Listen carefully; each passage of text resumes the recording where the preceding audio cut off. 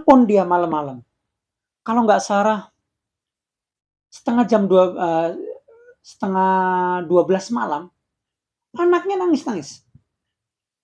Saya tanya, kenapa? Nggak tahu, Ustaz. Kemudian coba kita ruqyah. Sampailah pada keputusan, mohon maaf saya kalau ngeruqyah kan saking mama kusuknya, sembari minta kepada Allah, kenapa ini anak? Tiba-tiba hati saya mengatakan, ini jangan-jangan bapaknya ini. Kan prinsip dasarnya berulang-ulang dalam ilmu ruqyah itu saya mengatakan, kalau anak itu ada masalah, orang tuanya ini yang harus pertama dibetulkan. Itu kan ruqyah-ruqyah terdahulu saya sampaikan demikian. Akhirnya apa? Benar saja. Istrinya ngomong, memang suami saya dia nggak puasa, Ustaz. Terus sholat gimana? Ya sholat, cuman subuhnya tadi juga ketinggalan. Saya nanya, kenapa nggak sholat? Apa alasannya? Dia jualan gorengan. Dia ngantar-ngantar gorengan katanya.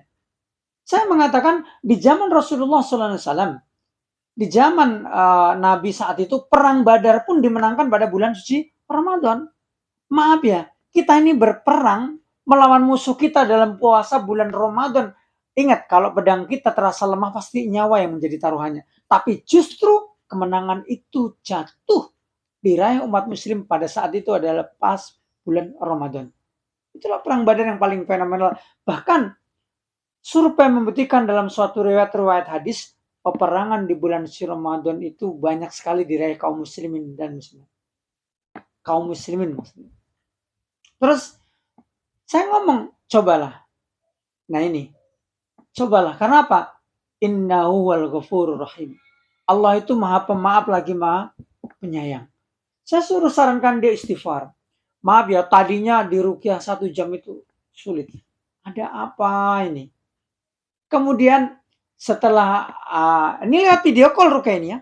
Lewat video call setengah 12 malam Jakarta. Kita Bekasi. Kemudian telepon, cobalah Pak, mohon ampun kepada Allah. Intinya Bapak ngaku. Ya, karena kullu bani Adam khotoun, manusia tidak lepas dari kesalahan, tapi yang mau memperbaiki.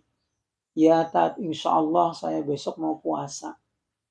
Ngomong sama Allah, jangan sama saya. Kemudian doanya didengar oleh Allah, sembari istighfar semuanya. Doanya didengar oleh Allah, mohon maaf, langsung diem Tuhan.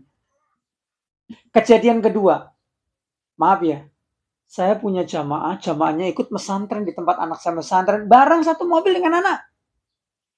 Dari rumah saya mengatakan, sebelum berangkat saya mengatakan, jangan mimpi punya anak, jadi anak yang soleh dan soleh. Kalau para orang tuanya juga bahlul, nggak mau sholat dan sebagainya. Itu udah saya tekankan berkali-kali kepada murid-murid saya. Qadarallahnya si ibu ini terkenal, dia itu memang sholatnya kurang. Anaknya pernah cerita. Sebenarnya tujuan saya dalam mobil nyetir itu nyindir dia. Tujuannya apa? Supaya dia mau sholat. Tujuan saya baik. Saya nggak mau dong ngomong langsung karena dia orang tua. Adab saya nanti di mana. Tapi muter-muter intinya, Bu. Jangan mimpi kita mau panen, tapi kita nggak nanam. Anak kepengen jadi ustazah, lah kitanya nggak pernah sholat. Allah nggak akan biarkan keturunan kita menjadi soleh, sementara diri kita apa? Nggak meminta kepada Allah. Padahal ya ayyuhalladzina amanu ista'inu bisabri wassalah, mintalah kepadaku dengan sabar disertai sholat. Benar saja. Begitu waktu sholat berapa kali saya tanya di mobil, ibu kenapa dari tadi nggak sholat? Pertama, dia mengatakan, enggak Ustadz. Kok enggak gitu loh. Kemudian apa? Saya tanya sama anaknya, kenapa enggak sholat? Katanya alasannya kencing, kena air kencing. Lihat daripada enggak sholat, Allah maha tahu kok kalau memang enggak ada ganti. Ya, artinya apa? Dia kan usianya sudah mulai sepuh, anggap aja dia udur lah karena kencing itu tanpa terasa netes gitu. Udah sholat aja. Terus kemudian masuk maghrib, saya tanya lagi, Bu, ayolah sholat. Enggak lah Ustaz, makasih ntar aja. Apa yang terjadi ketika hendak pamitan pulang, si anak ini kesurupan, teman-teman. Di dalam kesurupan itu saya ruqyah sampai setengah 11 malam.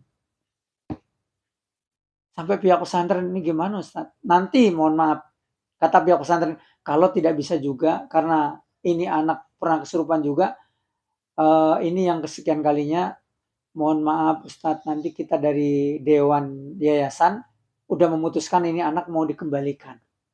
Saya rapat dengan orang beliau di saung. Bu, ini yang saya bilang tadi sebelum berangkat. Ibu kepengen anaknya jadi ustazah. Lah aneh. Ibu kepengen jadi anaknya anak soleha, tapi ibu sendiri tidak mau mengenal Allah. Sama juga ingin gaji tapi nggak mau bekerja. Saya kan ngomong berkali-kali, ini dampaknya Bu. Sekarang ibu sholat dulu, setelah sholat kita rukyah. Masya Allah. Di rukyahnya mudah sekali teman-teman. Sampai hari ini saya tanya, kemarin nih, anaknya datang, suami istri saya tanya, ibu gimana sholatnya? Alhamdulillah Pak Ustadz, sekarang rajin banget sholat. Kadang-kadang benar yang dikatakan Rasulullah SAW. Wa Nabi Hurairah radhiyallahu anhu qala Rasulullah SAW, man yuridillahu bi khairin, kecintaan Allah kepada seorang hamba diberikannya ujian. Supaya apa? Ujian itu supaya meluruskan di jalan Allah kembali yang tadinya bengkok lurus. Maaf, sebab ujian tadi yang pertama tadi, yang tadinya suaminya nggak mau terawih, nggak mau puasa, alhamdulillah sekarang membaik jadi puasa.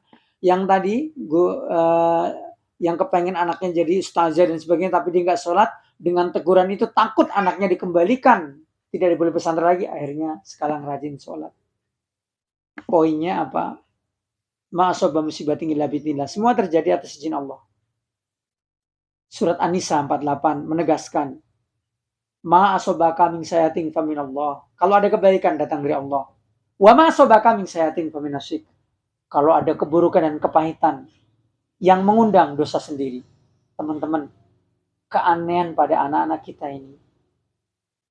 Cobalah istighfar. Karena yang mengundang anak-anak kita susah diatur dan sebagainya itu adalah diri kita sendiri. Kebandelan orang tuanya.